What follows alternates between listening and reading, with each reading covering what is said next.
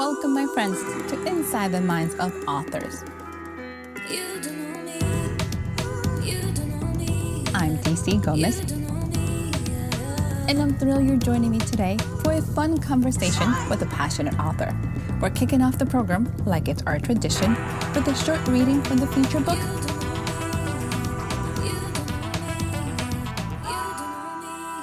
I hope you guys enjoy it. Let's get started. Hi, I'm CJ Peterson. I'm an author, blogger, podcaster, publisher, and speaker, and now student. So super excited. I have a lot going on. So we're going to be talking about the book Tested by Fire. It was my latest release in September. I'm super excited about it. It's where a fire marshal falls in love with an arsonist before he realizes that she is the arsonist. And only about 6% of the arsonists are female, so that alone is a really cool twist. But when he actually figures out that she is the arsonist, it's the moral dilemma of what is he going to do? So the part that I'm actually going to read is the very, very beginning, because it kind of gives you the basic understanding of where her kind of love for fire came from. So here we go. Chapter 1, Fire is Never a Gentle Master. Ben, Andrea said, jostling her husband. Ben, wake up. Honey, Ben mumbled in his heavy, sleepy state. Please quiet down so you don't wake Robin again. Ben, I'm serious. Something's wrong. Her voice faded as the color drained from her face. Ben, there's smoke coming under the door, Andrea said, jumping out of bed. Looking to the window, she remembered the bars on the outside of all their doors and windows. The realization of their situation hit. Ben, we have to get to Stevie and get out of here. What do you mean? He asked groggy. There's a fire. Get up. Andrea's hand sizzled when she touched the doorknob. It's in the hall, Ben. Get up now. Stevie, he jumped out of bed. Robin, you need to go with Mommy, he said, wrapping the 8-year-old in a blanket who had come to the bed earlier due to a nightmare. Turning to Andrea, he instructed, keep her face covered until you're outside. He snatched a couple of shirts from the hamper. Cover your face. Once I open this door, you need to run, he said, securing the shirt around Andrea's face. Then he put one on him as he added, I'll get Stephen and meet you outside. Andrea nodded. Once the door flew open, the fire rushed in. It headed for the ceiling before tackling the room. Go, Ben ordered. Go now. Andrea bolted from the room into the flames. As she ran, she stopped for a moment to look for Ben. When she saw him duck into Stephen's room, the flames chased him in. Mommy, it's hot, Robin complained from inside the covers. She coughed, gagging on the smoke. Andrea pawed at the fire that was trying to eat the blanket wrapped around her daughter. Passing the kitchen, Andrea's head began to spin. Coughing, she dropped to the ground. Robin almost fell from her arms. Andrea could see the door in the living room, which led to the freedom and fresh air. Struggling to catch her breath, she cleared her throat and shook her head. She had to get Robin to safety. Come on, baby. We need to get out of here. Stumbling into the living room, the flames surrounded them. How will I get us out of this? God, please help, she begged, tears streaking down her face as panic took over. I don't want my little girl to die. The fire-engulfed living room looked like literal hell to Andrea. As she fought her way to the door, the fire consumed the bottom of the bookcase, causing it to fall. It caught the bottom of Andrea's leg. Tugging on her leg, the fire closed in on Andrea. In that instant, she realized the horrific reality and knew what she had to do. Andrea unwrapped Robin and threw the blanket into the fire. Honey, you need... Andrea knew she would not make it out the door, but Robin could. You need to get out of here. Quick, get outside. You need to come with me, Mommy, Robin pleaded, tugging on her mother's arm. You have to come with me. Andrea pushed Robin toward the door. Go! I can't, Robin sobbed. You have to come with me, Mommy. Go, Robin. Go get help. Running to the door, Robin fumbled for the bolt for a moment before she finally got it, and the door unlocked. Turning to her mom to tell her the good news, she saw her mom's body being consumed while she screamed in terror. The entire home was fully engulfed by the flames. Wide-eyed, Robin stared at her, unable to form any thought. The door burst open, and a fireman filled the doorframe.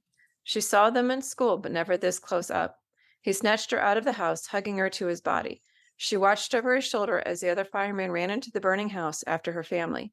Never taking her eyes off the house, she was enthralled by the way the flames devoured her home. They almost seemed to wave at her. Come here, sweetheart, the paramedic said as the fireman handed her off before running back to the house. The paramedic carried her to the ambulance.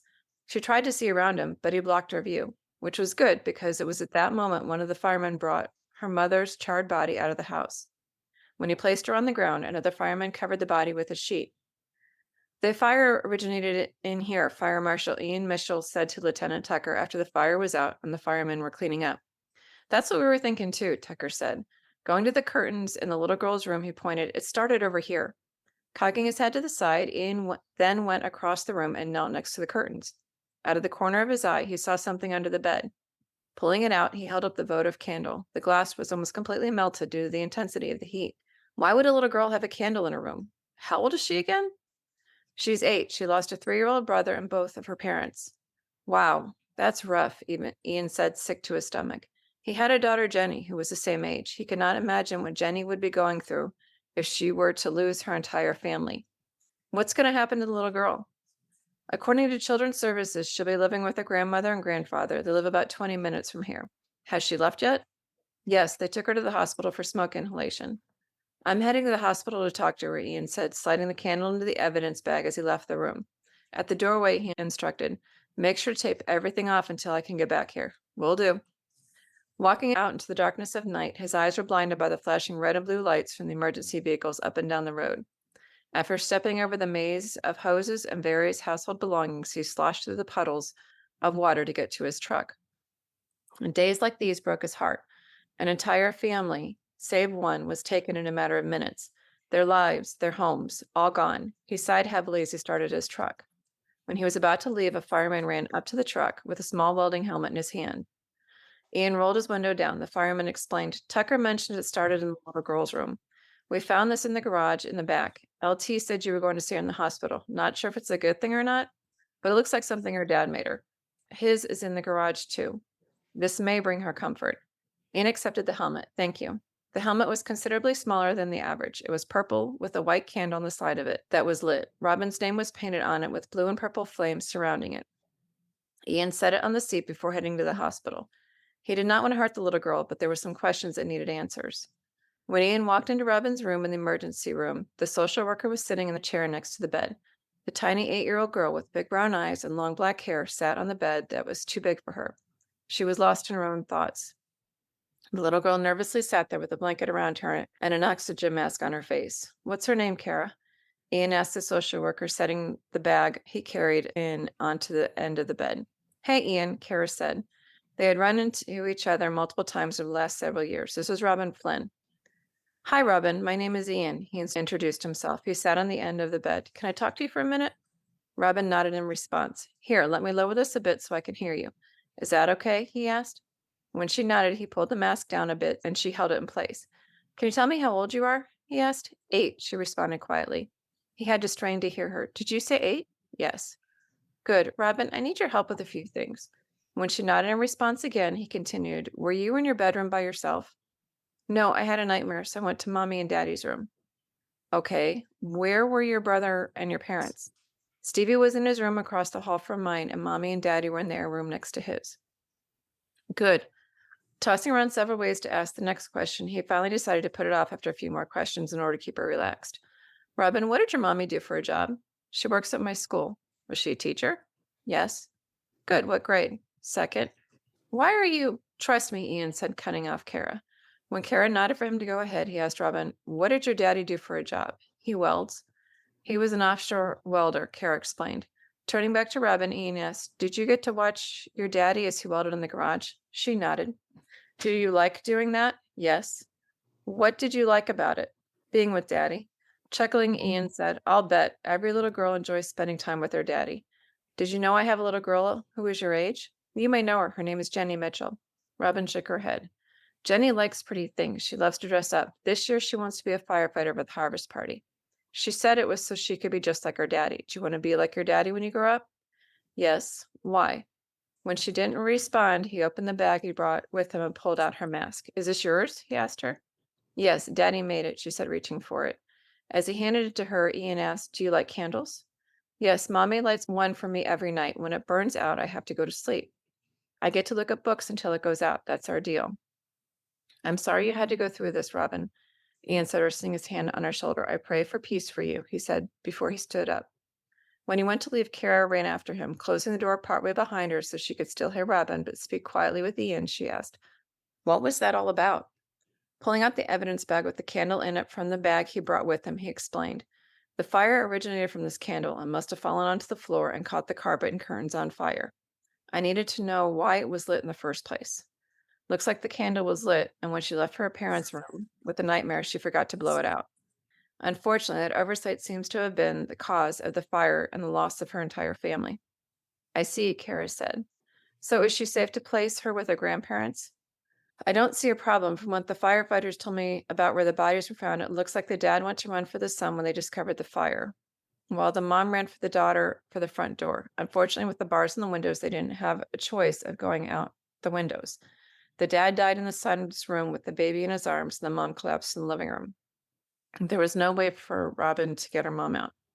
There was a bookcase on her legs. By some of the burns on her arms and legs, Robin was lucky to get out herself. This was an extremely unfortunate accident. I only pray she'll recover from the trauma of this. Have her meet with a counselor until I'm comfortable. Sounds like a plan. I'll tell my wife about her and we'll keep her in prayer. I would appreciate it. Kara said, grateful. I'll make sure you get a copy of the report. Thank you, Kara said. So do you feel it was an accident? I do. A tragically horrific, unfortunate accident, he said, and left the hospital.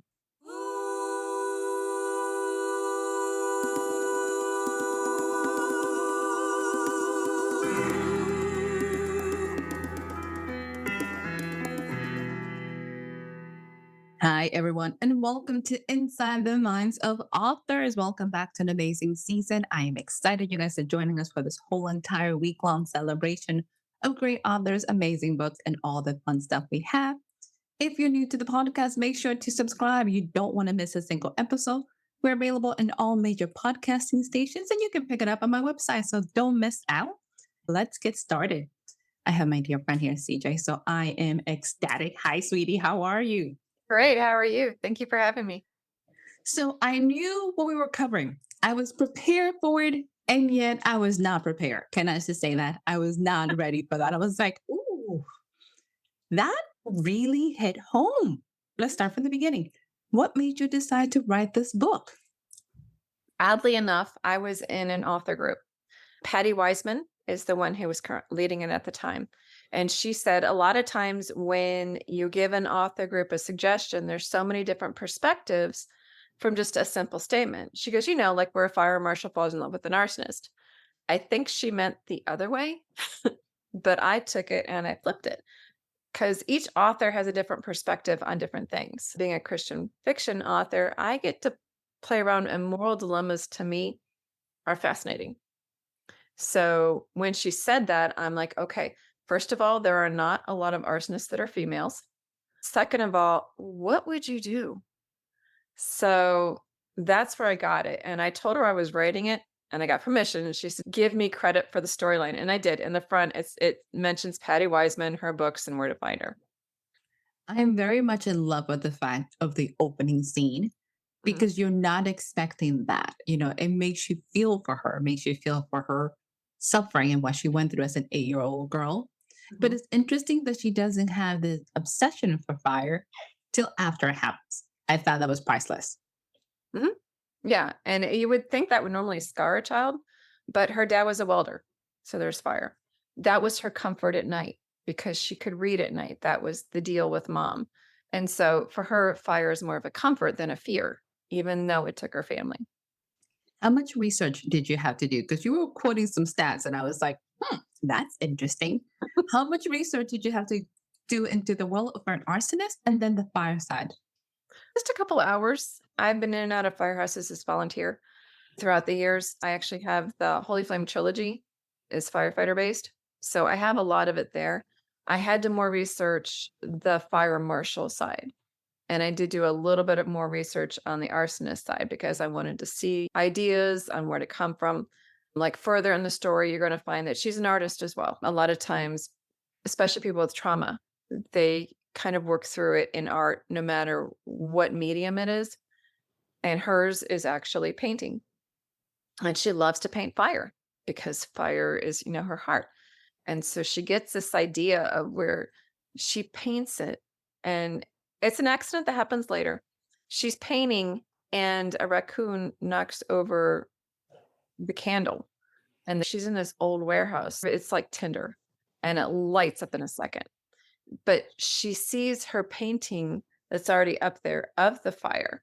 And when it's lit on fire, it just like magnifies the beauty of the whole thing for her. And so that's kind of adds a different twist to it as well. You're looking a lot of psychology when it comes to the human brain, how we cope with trauma, how we deal with information that comes processed to us, and then how we deal with relationships.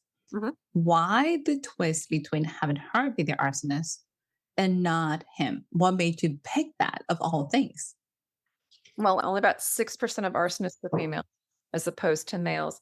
And I wanted her to have more of a love affair and emotional attachment to it. And that's the emotional attachment is usually a lot easier to connect with the female than a male. Love the pieces you're bringing into the equation. I love the fun that you're having and how much of the human element is it? Like how is she dealing through her suffering through these coping mechanisms, which is a lot of fun. You Mhm. write in series. Is this part of a series or are you going to do just a standalone? How does this one work? No, this one is actually a standalone. I Really? have a couple standalones. I have this one. I have Chain Reaction. Strength from Within is technically a standalone, but it is connected to the Team Angel series. But this one is a standalone. What is the difference of creating a standalone book compared to doing a series or a first in a series? How did you tackle this one? To me, it's more difficult because I like to dive into the characters and take you deeper into each of the characters, which is why I love series. And my first series was the Team Angel series. That includes 5 books in the Grace Restored series, the Holy Frame trilogy that I mentioned earlier, the Strength from Within that I mentioned earlier, and then there's like a 20-year jump into the Divine Legacy series, a series of 4, and then the Christmas Angels book. And those the characters actually cross over storylines, which allowed me to dive even deeper into the characters. And then when I did Sands of Time trilogy, even a trilogy, it still allows you to dive into the characters a little bit more. When I did Chain Reaction, it's actually a time travel book. I'm pretty excited about that one. I think I talked to you last time about it. It's where the two go back in time to purposely change the family line to Mhm. extend it. So that was a little bit tricky and trying to keep it into one book. This is the first book I've ever done where there's no sci-fi. That's number 1. Ooh. Number 2, it is a little bit more considered a romance with action. So for me, being a sci-fi geek, kicking the sci-fi out of it was not easy. That was a challenge, but also keeping, my wordy person into one book was also a challenge. So the fact that it's not all that long, I think it's about 270, 269, something like that. I was pretty proud of myself. You went out and went outside of your comfort zone and tackled something totally different that most authors who are not used to taking new projects and be like, I'm good with that. How did you handle the outside of the comfort zone? Because you said it, it was not your norm and all these different things, and you still did it. What pushed you to continue? Well, I'm a multi-genre author. So while the Team Angel series is paranormal, they're all Christian fiction across the board. But there's more paranormal in the Team Angel series books. And then the time travel history has a lot of historical fiction that I had to dive into. So that's more historical fiction and sci-fi. And then the Sands of Time trilogy is strictly sci-fi because that's kids with genetically enhanced abilities. When I dove into this one, I like to challenge myself and kind of go outside of my comfort zones. This one is definitely no sci-fi. I'm currently working on one in the Renaissance phase. So that's my next year project. I'm excited. I've already started it, and it's going to be a trilogy. So I'm trying to figure out. It's got the sword part. I'm trying to figure out if I want to do the sorcery or not do the sorcery, but it's still all Christian fiction. I'm enjoying that you continue to challenge yourself and you're looking at projects that while you still enjoy them, they're definitely outside. Like, okay, how do I get the stories out there and continue to keep it within your brand? I think I love the fact that everything in it is still very Christian fiction. Mhm. You still keep it within your brand, even though you're exploring all this other stuff. Mhm. Definitely. And it's a challenge. Like I said, trying to deal with that. And then I also am working with a group of teens and we're doing a trilogy. I taught a class in the summer at a writers conference up in Pennsylvania.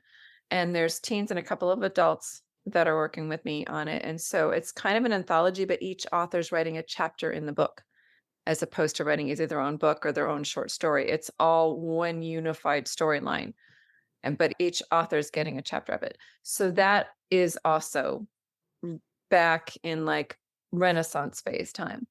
I'm able to dive into both and I have fun with it. I like the challenge. I don't want to be bored. I'm ADD and OCD combined, so it's a fun mix, but I don't want to be bored. I want to be challenged. I want my readers to be able to still have my style and my voice, but in something they may not have otherwise picked up that they might actually find out they enjoy. Loving the combinations, and you still know that I have a brand, I have a voice, but it's going to have a twist and it's going to have a shift. So that is super Oh, exciting. my readers know that there are twists and shifts in my books. That does not shock them at all. Ah, that is awesome. You mentioned you're working with a group of new authors. What advice would you give an up and coming author who would like to do multi genres and not sure where to start?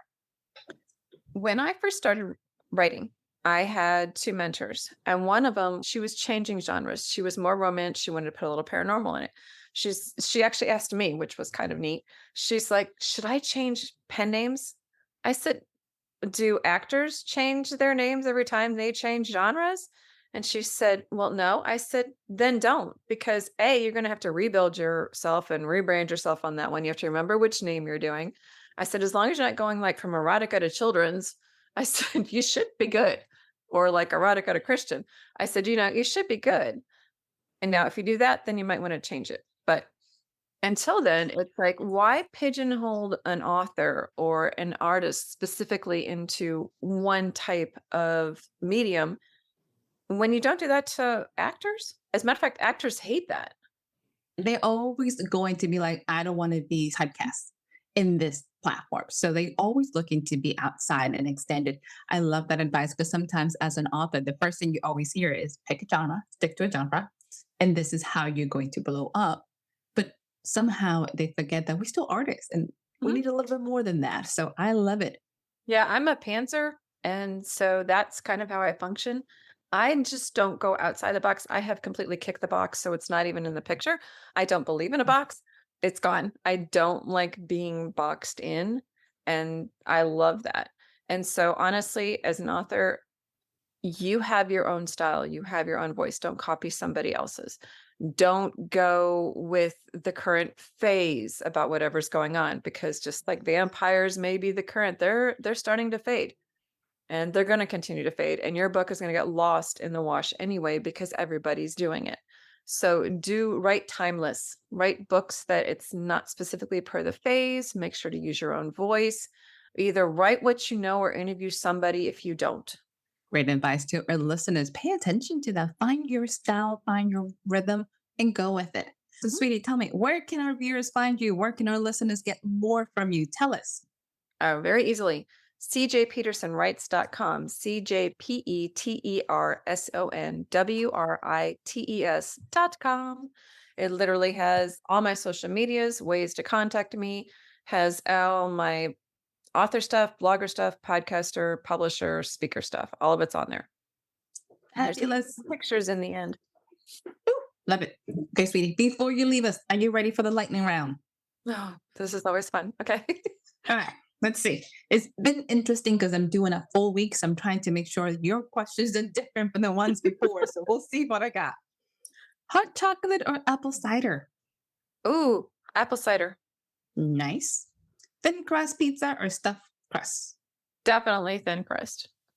Skiing or swimming? Swimming, because I tried skiing and I ended up with bruises all over me. It was not a pretty picture. Ooh, okay, we're passing that. Early bird or night owl? Definitely early bird. I was like, you don't seem like the night owl kind of girl. No, I'm an early bird, but my family says I don't believe in God before 10 o'clock unless I have caffeine.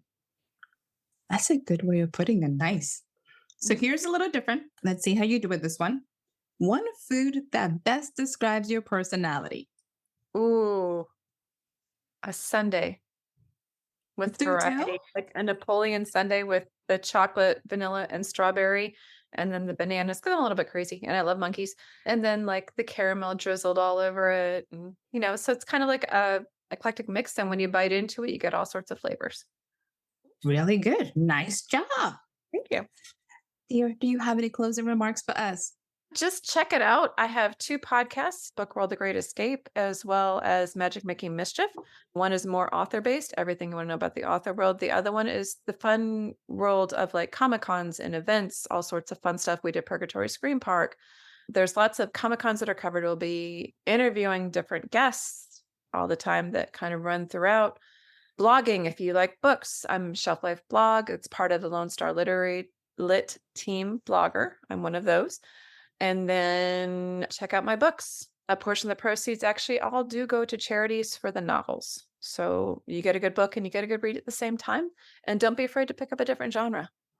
Dear listeners, go ahead, check out the fabulous Miss CJ, check out the website, the blogs, the podcast. You have a little bit of everything that you're looking for, and you're going to love it. Sweetie, thank you so much for joining us. Like usual, For having me. it's been a blast. To Always. my dear, it is always a blast. So, my dear listeners, we'll be back tomorrow. So you don't want to miss out. So if you're new, don't forget to sign up. You want to subscribe. You don't want to miss a single episode. And I'll see you guys again tomorrow. Bye, guys.